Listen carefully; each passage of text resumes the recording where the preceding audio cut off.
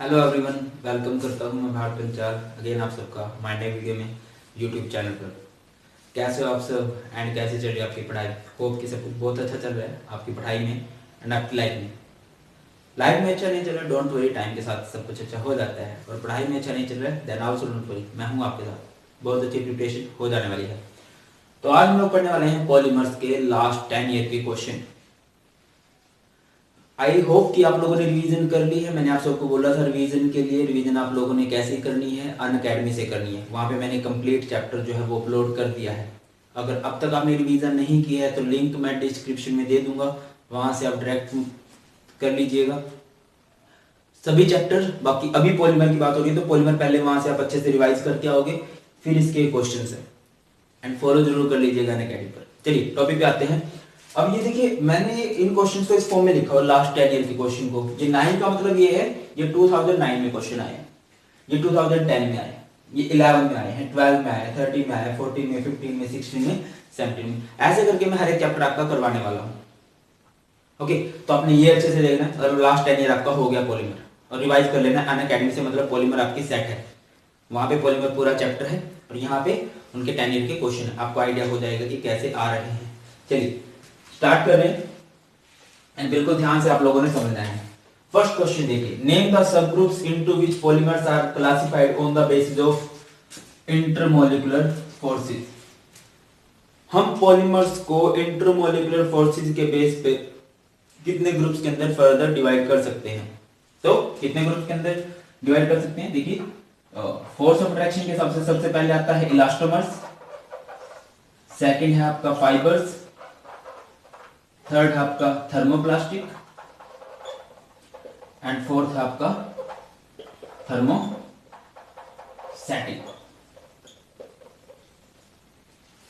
ये चार तरह के पॉलीमर होते हैं, elastomers, fibres, thermoplastic and thermosetting polymers. किस बेस पे? On the basis of intermolecular force of attraction. बात करें कि इलास्टोमर्स क्या होते हैं? Those polymers which have weakest intermolecular force of attraction, जिनकी फोर्स ऑफ अट्रैक्शन सबसे वीक होती है। इसमें एग्जांपल क्या आएंगे आपके? बोना एस, बोना एन, नियोप्रीन, ये सब। Fibres, fibres which have strongest intermolecular force of attraction, जिनकी फोर्स ऑफ अट्रैक्शन सबसे ज्यादा स्ट्रॉन्ग होती है। इसमें एग्जांपल कौन से आएंगे? जो नायलॉन फैमिली है, नायलॉन 6, नायलॉन 6, 10, नायलॉन 6, या फिर टेरेलिन भी इसमें आता है। इस बार thermoplastic, thermo, thermo means heat, means ये वो प्लास्टिक होती है जिसको हीट करके जिसकी शेप को बार बार चेंज किया जा सकता है, वो होती है थर्मोप्लास्टिक। इसमें एग्जांपल आ जाएगा आपका polythene. Okay, polythene. Next thermosetting. Thermosetting क्या है? Those polymers whose shape can not be change again and again on heating, जिसकी शेप को आप बार बार चेंज नहीं कर सकते गर्म करके। एक बार जो शेप आ गई फिक्स है वही रहेगी। इसका बेस्ट एग्जांपल होता है बैकेलाइट या फिर पीएचबीवी। बैकेलाइट बड़ी हार्ड वाली प्लास्टिक होती है। ओके, तो ये था classification on the basis of intermolecular force of attraction. Next question क्या आया था 2009 के अंदर? नेक्स्ट क्वेश्चन आया था difference between thermoplastic and thermosetting polymer. अभी हम कर ही रहे थे, अब ज्यादा अच्छे से कर लेते हैं। What is the difference between thermoplastic and thermosetting polymer?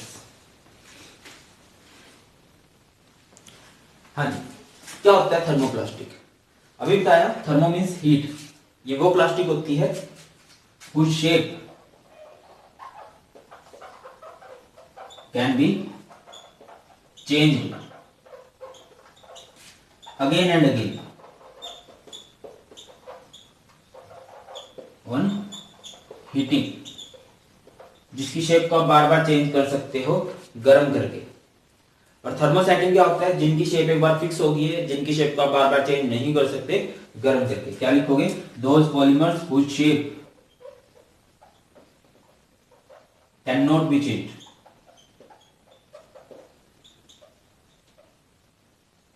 again and again on heating.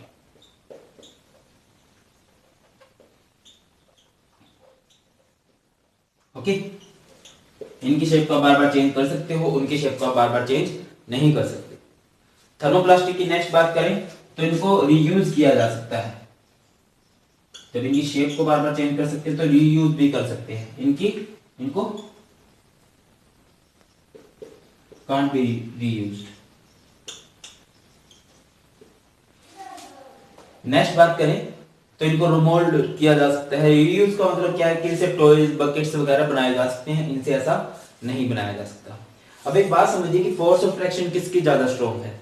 वो जिनकी शेप का बार बार बदल सकते हैं, वो जिनकी शेप का बार बार नहीं चेंज कर सकते। ऑब्वियस, थर्मोप्लास्टिक की फोर्स ऑफ फ्रैक्शन स्ट्रॉन्ग होती है, थर्मोसेटिंग की थर्मोप्लास्टिक से भी ज्यादा स्ट्रॉन्ग होती है। तो क्या लिखोगे? Force of fraction is strong, इसमें क्या लिखोगे? Force of fraction is more strong as compare to thermoplastic. Example क्या आएगा? पीवीसी, पॉलीथीन, पॉलीस्टाइरीन, ये सब एग्जांपल है थर्मोप्लास्टिक के। और इसका तो भी बताया कि मैंने आपको एग्जांपल बैकेलाइट एंड पीएचबीवी। पीएचबीवी एक बायोडिग्रेडेबल पॉलीमर भी होता है। चलिए, ये है डिफरेंस थर्मोप्लास्टिक का एंड थर्मोसेटिंग का। नेक्स्ट क्वेश्चन देखिए, 2009 में, 2010 में, 2011 में तीनों ही साल एक क्वेश्चन आया है, what is the mean of 6,6 in nylon 6,6। जो आपका पॉलीमर है नायलॉन 6,6, उसमें 6,6 क्या रेफर करता है? या फिर ये क्वेश्चन इस तरह से भी आ सकता है, what is the mean of 610 in nylon 610। Nylon 610 के अंदर वो 610 क्या रेफर करता है, क्या रिप्रेजेंट करता है? क्या रिप्रेजेंट करता है? Nylon 6,6 refer to the number of carbons. इसके फर्स्ट मोनोमर में भी 6 कार्बन है एंड सेकंड मोनोमर में भी 6 ही कार्बन है। अगर आपको पता हो, नायलॉन 6 का जो पहला मोनोमर होता है वो क्या होता है? नायलॉन 66 का hexa methyl diamine. Okay, hexa CH2 NH2 और इसका दूसरा मोनोमर होता है एडिपिक एसिड CH2 COOH। यहाँ पे देखिए कितने कार्बन आपकी? 6 कार्बन है इस मोनोमर में। और यहाँ पे देखिए 4 ये एंड 2 ये 6 कार्बन है। मींस दोनों मोनोमर में 6 कार्बन है। यहाँ पे 6 का मतलब यही है। और अगर ये 610 होता, इसका मतलब फर्स्ट मोनोमर है और दूसरे मोनोमर के अंदर आपके 10 कार्बन है। ओके, तो नेक्स्ट है 2 इंपॉर्टेंट यूज ऑफ नायलॉन 6। 2009 के क्वेश्चन हम करके आ चुके हैं, 2010 पे पहुंच रहे हैं। और क्या करना आपने? नायलॉन 6 के इंपॉर्टेंट यूज बताने हैं। नायलॉन 6 का मोनोमर भी पूछ लिया जाता है एग्जाम्स के अंदर। तो इसका मोनोमर होता है कैप्रोलैक्टम। ओके, क्या होता है? कैप्रोलैक्टम होता है। और कैप्रोलैक्टम क्या होता है? एक साइक्लिक अमाइड होता है। साइक्लिक अमाइड कैसे कह सकते हो आप? इसमें कुछ ऐसे होता है NH एंड CO, उसके बाद 2 3 4 5 6, कुछ इस तरह से बोर्ड पूरे कर लीजिए। CH2 CH2 CH2 CH2 CH2। Nylon 6 बोला है ना, 6 कार्बन होने चाहिए, 1 2 3 4 5 6। और दूसरी बात, ये जो नायलॉन फैमिली होती है ना, ये अमाइड फैमिली होती है। अमाइड फैमिली मतलब अमाइन जरूर होता है, कार्बोक्सिलिक एसिड जरूर होता है, और वो जुड़ के CONH बनता है, अमाइड बन जाता है। यूज कहां पे होगा? अब देखिए, जो जितने भी नायलॉन होते हैं सब फाइबर होते हैं। तो इनका यूज कहां पे? फैब्रिक्स बनाने के अंदर कर सकते हैं। दूसरा, रोप्स वगैरह बनाने के अंदर यूज किया जा सकता है। तीसरा, टायर कोड बनाने के अंदर यूज किया जा सकता है। और भी कहीं ये फाइबर वाला ही जहां पे यूज बनेगा वहां पे नायलॉन 6 का यूज किया जा सकता है। ओके, नेक्स्ट क्वेश्चन है स्ट्रक्चर ऑफ बैकेलाइट। बैकेलाइट का स्ट्रक्चर बताइए कैसे बनता है। देखिए, याद रख लीजिए इसको, तो कुछ इस तरह से बनता है।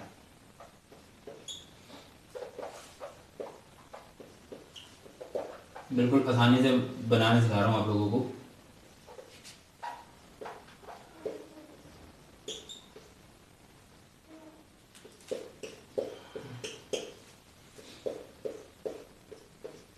ओके, यहाँ पे ऊपर की साइड OH होता है और यहाँ पे CH2।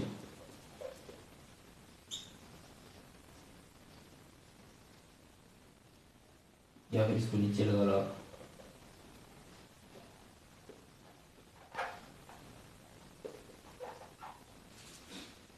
यहाँ पे इनके बीच में CH2 है और नीचे क्या है OH OH OH।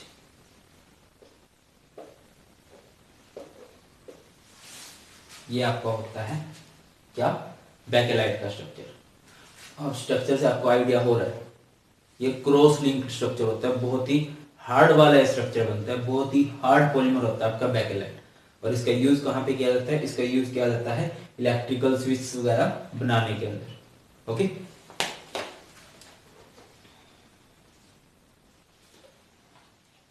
नेक्स्ट पढ़ते हैं। बाकी अगर आप इसको ऊपर करना चाहते हो ऊपर भी कर सकते हो, एक ही बात है ये।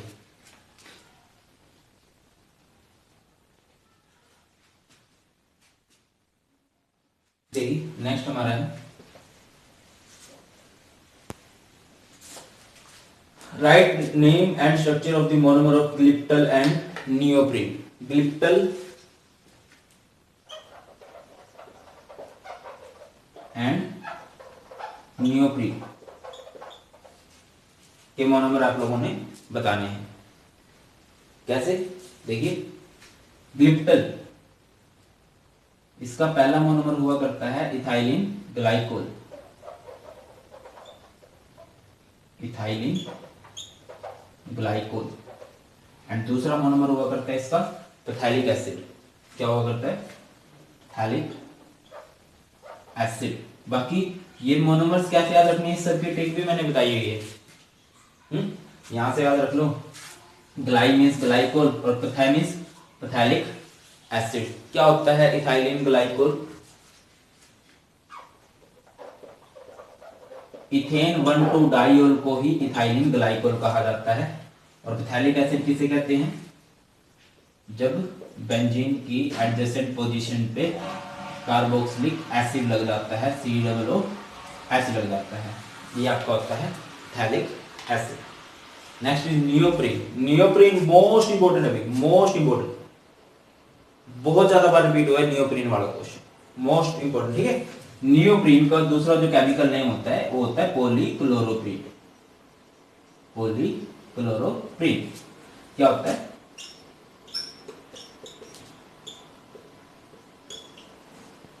ये इसका मोनोमर हुआ करता है। ठीक है, इसका मोनोमर क्या होता है, इसे हम लोग क्लोरोप्रीन बोला करते हैं। ठीक है, या फिर इसको वैसे कहना चाहते हो 2-chloro-buta-1,3 डाइपीन भी आप लोग इसके मोनोमर को लिख सकते हो। ओके, मोस्ट इंपोर्टेंट है नियोप्रीन। इंपोर्टेंट इसलिए क्योंकि ये दो नामों से फेमस है, नियोप्रीन से भी और पॉलीक्लोरोप्रीन से भी। और होता ये एक तरह का इलास्टोमर्स है, ये बात अभी आप लोगों ने याद रखनी है।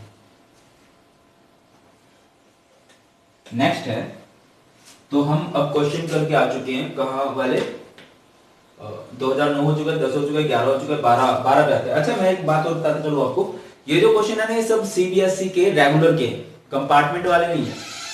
हर साल कंपार्टमेंट के पेपर होते हैं, ये सब रेगुलर है। अगर आप चाहते हो कि कंपार्टमेंट वाले भी लास्ट के 10 सालों के क्वेश्चन में करूं, कमेंट में जरूर बताइएगा।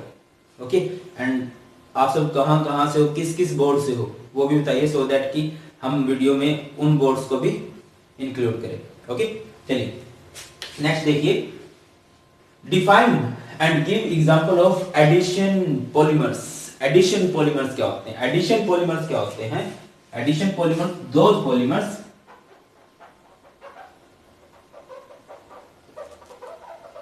which are prepared by addition polymerization, जो कि एडिशन पॉलीमराइजेशन से बनाए जाते हैं। ओके, अब एडिशन पॉलीमराइज देखिए दो तरह की पॉलीमराइजेशन होती है, एक एडिशन पॉलीमराइजेशन, एक कंडेंसेशन पॉलीमराइजेशन। एडिशन क्या होता है, जो मोस्टली होमोपॉलीमर्स पे लगती है, जिसमें डबल बॉन्ड का सिंगल, सिंगल का डबल बनता है। और कंडेंसेशन क्या होता है, पास लेके कंडेंस किया जाता है, निचोड़ा जाता है, उनमें से पानी निकाल दिया जाता है। मोस्टली केसेस की बात मैं कर रहा हूँ। एग्जाम्पल की बात करें तो एडिशन का एग्जाम्पल क्या होगा, पॉलीथीन। पॉलीथीन हो सकता है, बोना एस बोना एन, उन पे भी एडिशन ही लगती है। अगर आपको पता हो पॉलीथीन कुछ इस तरह से था, CH2 डबल बॉन्ड CH2, इसको n टाइम्स करेंगे, प्रोसेस लगेगी यहाँ पे एडिशन पॉलीमराइजेशन।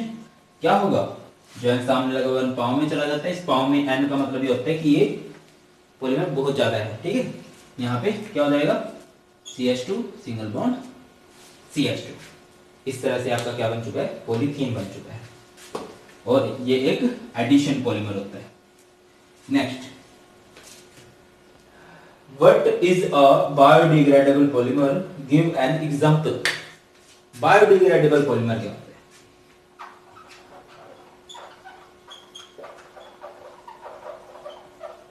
बायोडिग्रेडेबल पॉलीमर्स, नाम से क्लियर हो रहा है, bio, bio means micro organism, degrade, degrade means decompose कर देंगे। जिन पॉलीमर्स को माइक्रो ऑर्गेनिज्म डिकम्पोज कर देते हैं उन पॉलीमर्स को क्या बोल दिया जाता है, बायोडिग्रेडेबल पॉलीमर्स बोल दिया जाता है। मैं आपको एक बात बताता हूं, देखिए जो मोनो पॉलीमर्स होते हैं, जैसे पॉलीथीन, कोई भी पॉलीमर है, ये सब के सब बहुत ज्यादा हार्मफुल है हमारे इन्वायरमेंट के लिए, हमारे नेचर के लिए। रीजन क्या है कि ये डिग्रेडेबल नहीं है, ये नॉन बायोडिग्रेडेबल है, ये खत्म नहीं होते, टाइम के साथ बने रहते हैं।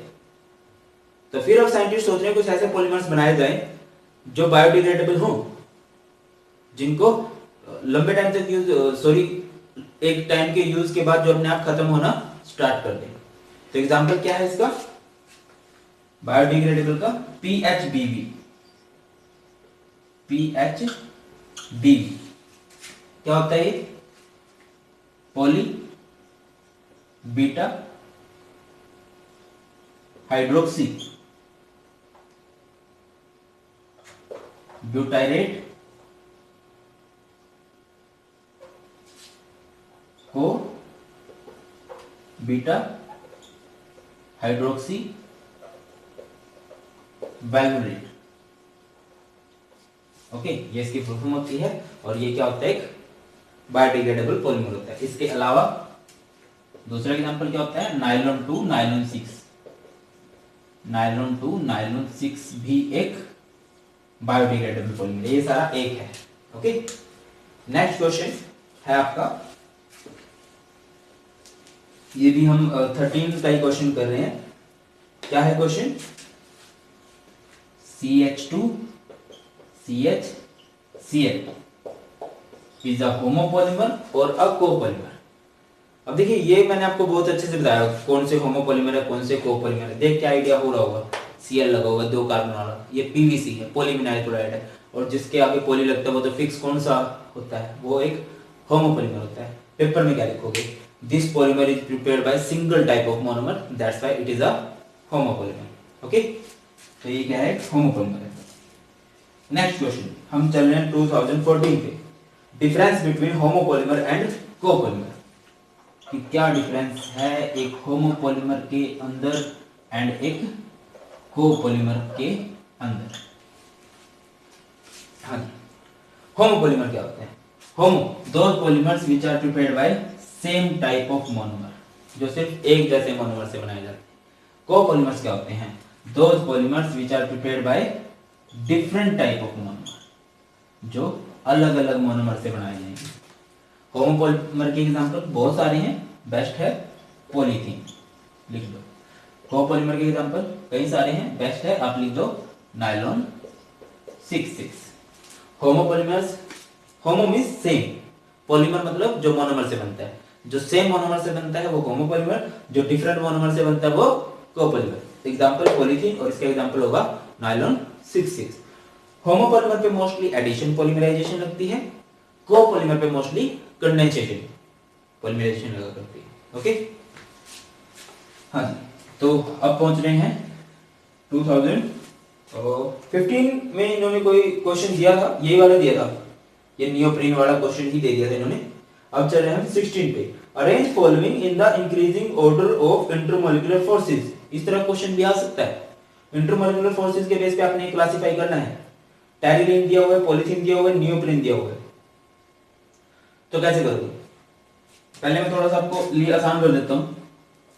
एक है टेरिलीन, एक है पॉलीथीन, एक है नियोप्रीन। मैं आपको जस्ट बात बता देता हूं।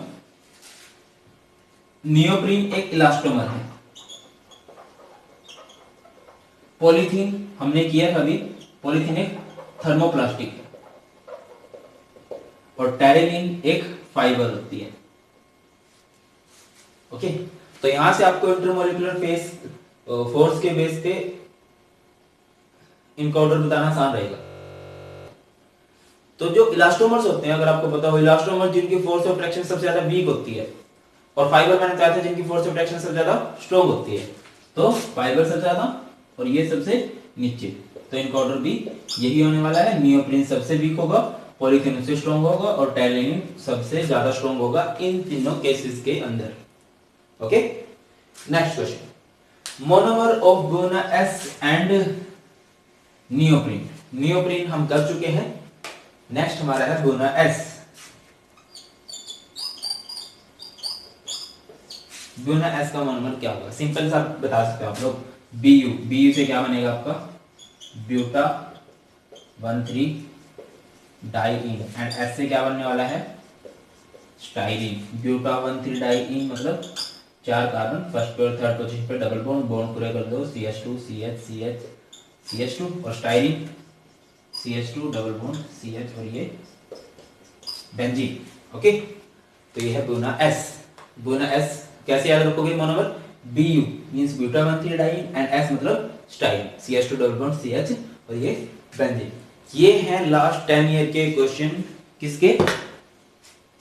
पॉलीमर्स के। बहुत फायदेमंद रहने वाले आप लोगों के लिए। और मैं आपको बोल रहा हूँ कि अगर आपने 10 ईयर करना है तो ऐसे करो, और अगर आपने कंप्लीट रिवीजन यूनिट की रिवाइज करना है वो अनअकैडमी से करो। लिंक मैंने डिस्क्रिप्शन में दे दिया है, सारे नोट्स भी आप लोग वहां से डाउनलोड कर सकते हो। आपकी कुछ प्रॉब्लम्स है वो आप मुझे पर्सनली 1-to-1 मैसेज कर सकते हो। ओके, वीडियो कैसी लगी, मेरे एफर्ट कैसे लग रहे हैं आपको जरूर बताइएगा। एंड टेंशन बिल्कुल नहीं लेनी है किसी भी चीज की, स्पेशली केमिस्ट्री के एग्जाम में तो बिल्कुल नहीं। कुछ भी प्रॉब्लम मुझे बताइए, मैं हूं आपके साथ, टेंशन बिल्कुल नहीं। ओके, वीडियो अच्छी लगी तो लाइक जरूर कीजिए, सब्सक्राइब नहीं किया है चैनल को सब्सक्राइब जरूर कीजिए, अपने फ्रेंड्स के साथ शेयर कीजिए। Thank you so much for watching. जय हिंद।